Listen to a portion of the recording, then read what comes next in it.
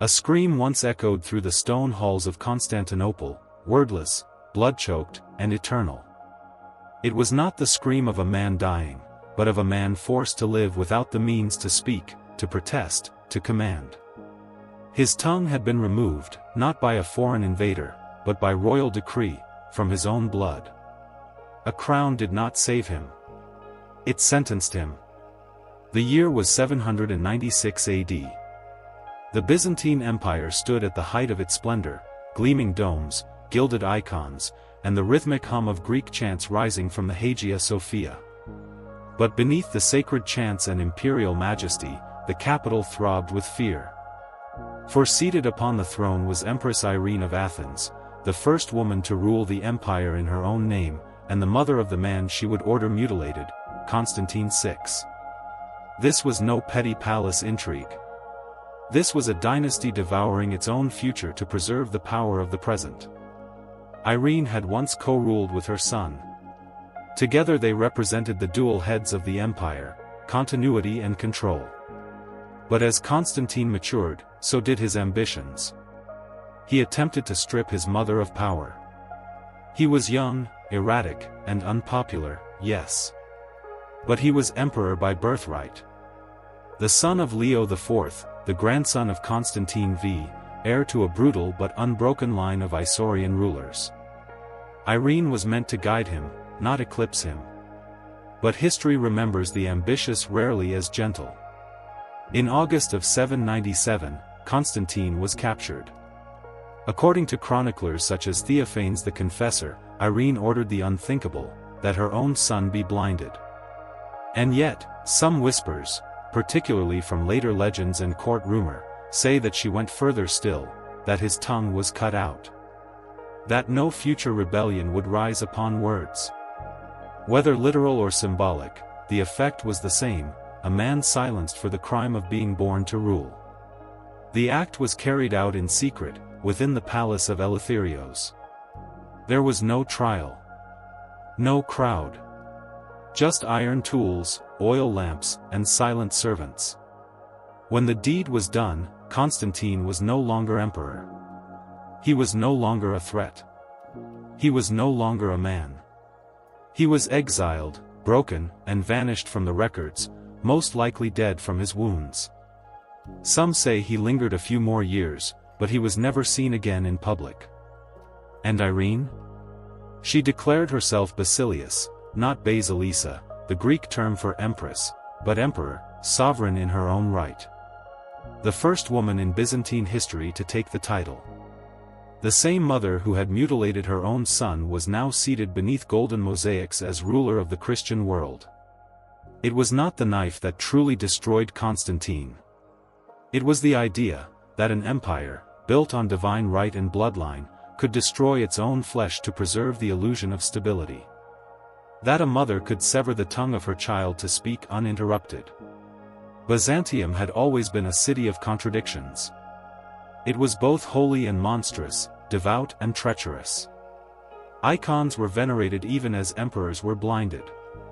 But the mutilation of Constantine was more than brutality.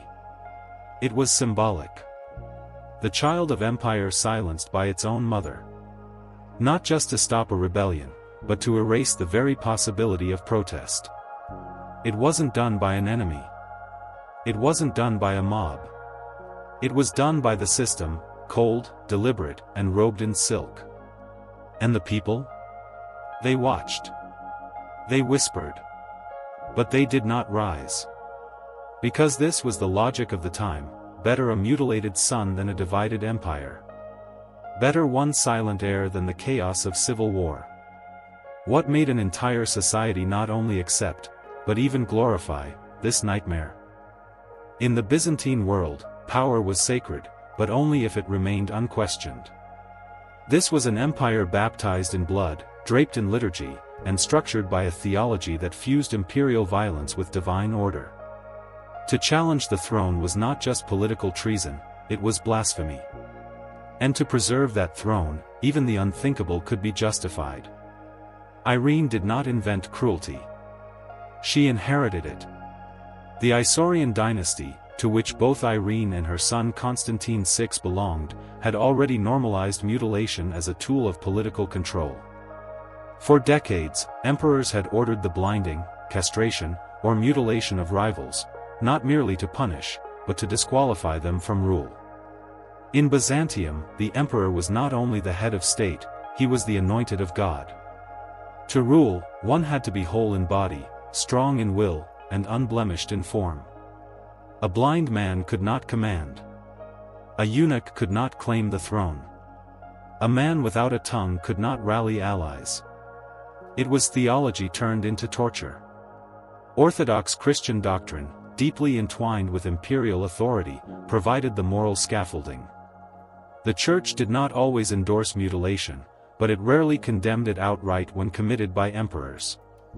After all, the emperors themselves were chosen by God. And God, in their logic, worked through suffering.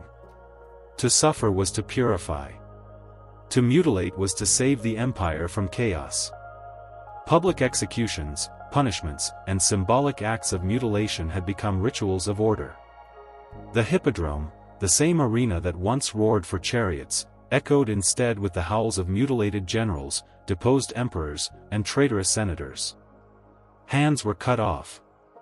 Eyes gouged. Tongues sliced. All under the painted gaze of saints and martyrs on church walls. But Irene's act took it further. This was not an outsider. This was her son. The boy she had once carried, tutored, and guided to the throne. That bond, sacred in every culture, was severed. Why? Because the regime demanded it. Because the Byzantine court was a furnace of fear and suspicion, where mercy was seen as weakness and hesitation could spark rebellion. The court around Irene was dominated by eunuchs, men who had already been physically altered to serve without ambition. Many of them owed their positions to her patronage. They had no families, no heirs, and thus, no loyalties beyond the empress. It was within this web of mutilated courtiers and whispering patriarchs that Irene found her most loyal allies. They did not flinch when Constantine was blinded, some likely facilitated it. And the people? Many approved. Constantine VI was unpopular. He had alienated the army with military failures and the church with theological inconsistency. He had married controversially, divorced scandalously, and ruled erratically. Rumors of cruelty followed him.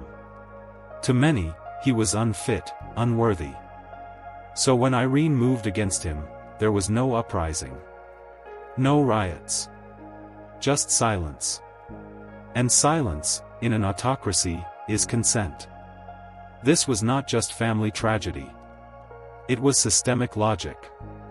The Byzantine regime, like many before and after, bred loyalty through fear, unity through violence, and legitimacy through ritualized brutality. Mutilation became the language of politics. A mutilated heir was not merely punished, he was erased from history. Denied voice, vision, and legacy. Tyranny was codified, not improvised. The fact that Irene could ascend the throne, without civil war, after ordering her son's mutilation was not a fluke. It was the result of a society in which absolute power was accepted as sacrosanct, and its crimes rationalized as necessary evils.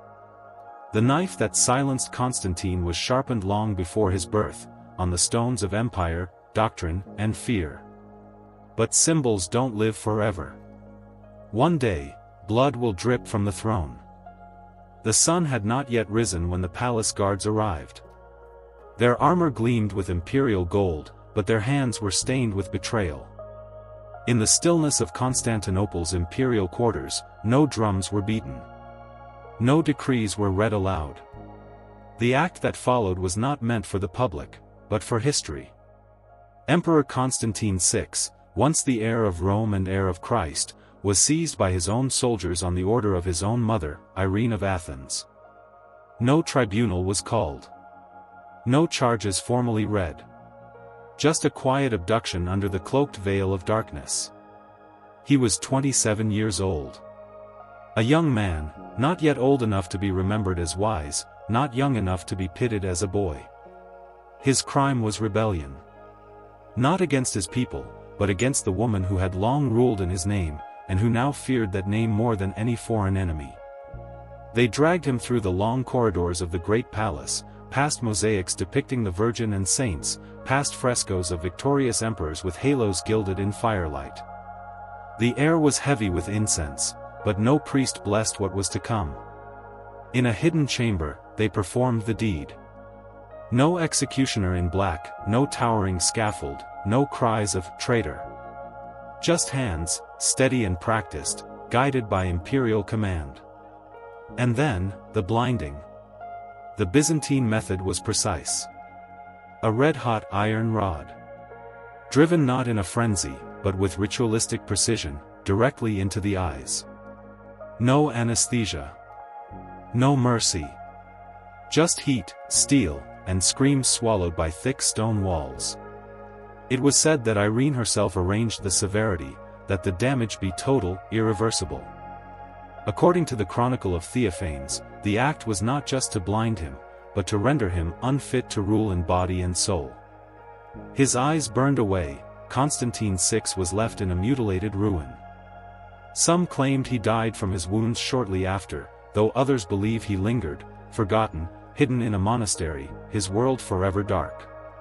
Either way, the son of an empire became a ghost inside his own body. He would never speak again. He would never see again. He would never rule again. And Irene? She stepped into the imperial purple not as regent, but as emperor. Not empress, emperor, a title she insisted upon. The Senate acquiesced.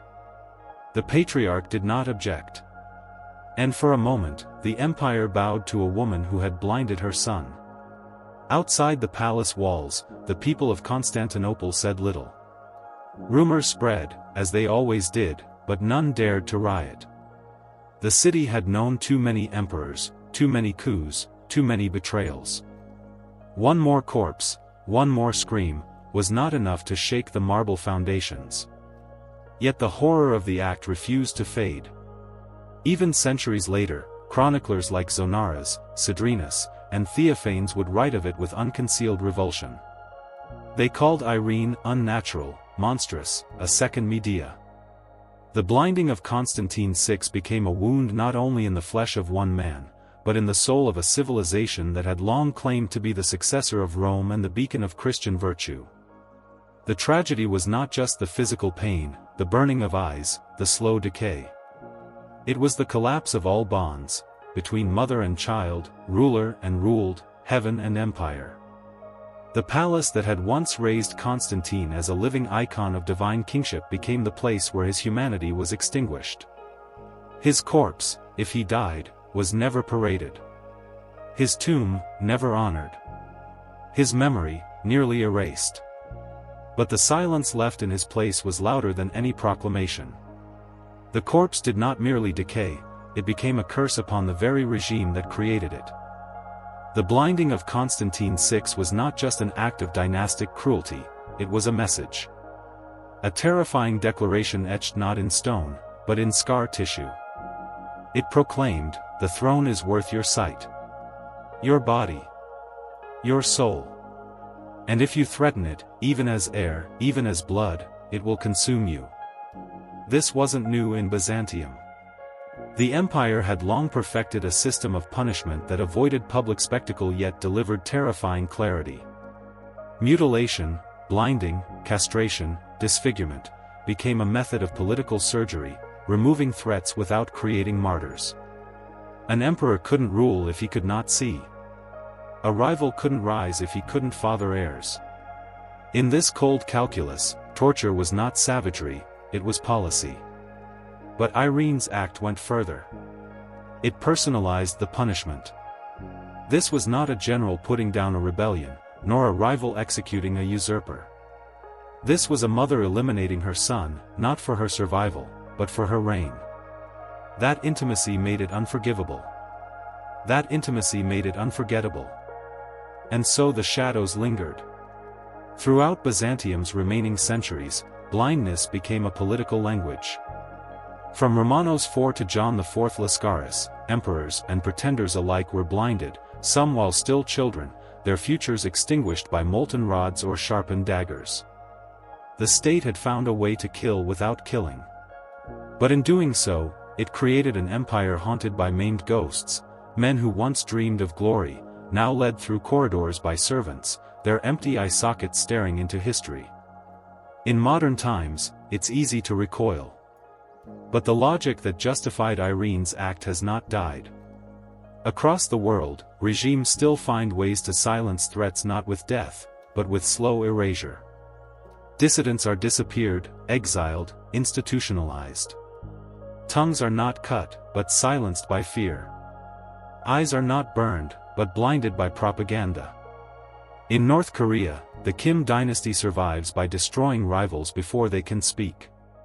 In Saudi Arabia, a journalist walked into a consulate and left as a dismembered body. In Putin's Russia, critics fall from windows or vanish behind laws. The ritual has evolved, but the ideology remains. The system that glorified Irene's blinding of her son echoes in every tyrant's whisper: rule must not be challenged. Not by blood. Not by truth.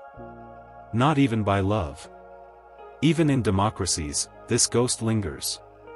The cult of power can push leaders to sacrifice allies, betray voters, gaslight populations. The methods are subtler. But the principle is the same. Cut out the tongue before it speaks truth. Pluck out the eyes before they see corruption. Preserve the throne, even if it means destroying what gave it meaning. And yet, the legacy of torture always outlives the regime that wielded it. Irene's reign did not endure. Within 5 years of blinding her son, she was overthrown, deposed by a male official named Nikephoros. She died in exile, alone on the island of Lesbos. No son. No empire. No tomb worthy of an emperor. Her name would echo not as a reformer or theologian, but as the woman who broke nature to crown herself. And Constantine VI. History never gave him a proper funeral, but it gave him something far more permanent, a place in the chronicle of suffering. His destroyed body became a warning, his silence a scream, his blindness a mirror. Every time a state destroys its future to preserve its power, his story returns. Every time a parent becomes an oppressor, his ghost stirs. Every time a throne demands the mutilation of innocence, his blood whispers beneath the floorboards of history. He is no longer just a blind emperor. He is the symbol of what happens when power eclipses humanity. And if we do not remain vigilant, old blood will stain new robes once more. In the stillness of exile, Irene died. No throne. No crown. No legacy honored by marble or gold. The woman who ruled the world, who wrote her name among emperors, left the world as little more than a prisoner of her own ambition. And yet, her name was not erased. Not because she triumphed, but because she crossed a line so dark, it burned itself into memory. The line between mother and executioner. Between ruler and usurper. Between statecraft and sacrilege. What was gained? What did her rule preserve? By removing her son from the throne and from himself, did she save the empire, or curse it? History does not answer in certainties. But it replies in echoes. After Irene's fall, Byzantium never truly recovered its former harmony. The throne became more unstable. The precedent of mutilation as succession policy became irreversible. Future rulers, fearing challenge, reached again and again for hot irons and sharpened blades. Where one mother had burned her son's eyes, future emperors would burn their nephews, brothers, even fathers.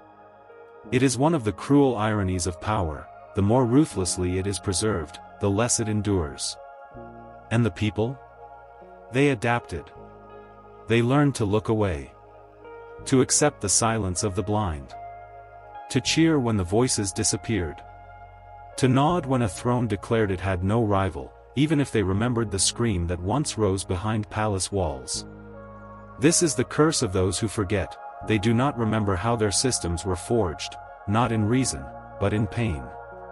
And so, when the same systems return, wearing new robes, flying different flags, they are welcomed again. In classrooms across the world, Constantine VI is a footnote. Irene is often remembered for reinstating the veneration of icons, not for the child she destroyed. The pain is buried beneath theology. The torture, beneath dates. And so, once again, the scream becomes a whisper. But we must not let it vanish. We must remember what it means when rulers confuse power with sanctity. We must remember what it costs when ambition is fed with blood and silence. We must remember what happens when a throne becomes a knife held to the neck of its own heir. Today, there are no more Roman emperors. But the thrones remain. And in their shadows, the old rituals still wait. The blinding not of eyes, but of truth. The cutting not of tongues, but of dissent. The silencing not of a child, but of a generation. It is not enough to condemn Irene. We must recognize what made her possible. What system, what belief, what hunger created a world where a mother's love was worth less than her regalia? And we must tell this story again and again, not to relive it, but to prevent its return. Let the final image be this. A great hall in the palace of Magnora. A golden throne stands empty. At its foot lies a child-sized imperial robe, soaked in blood, folded neatly. Above it, no eyes remain to weep. No lips remain to speak. Only silence, and the echo of a forgotten name, Constantine. Because history does not repeat. But it does wait. And if we forget this story, if we blind ourselves to the ghosts that built our empires, then somewhere, someone will once again be led into a chamber. And the light in their eyes will be snuffed out. Not for who they are, but for what they might have become.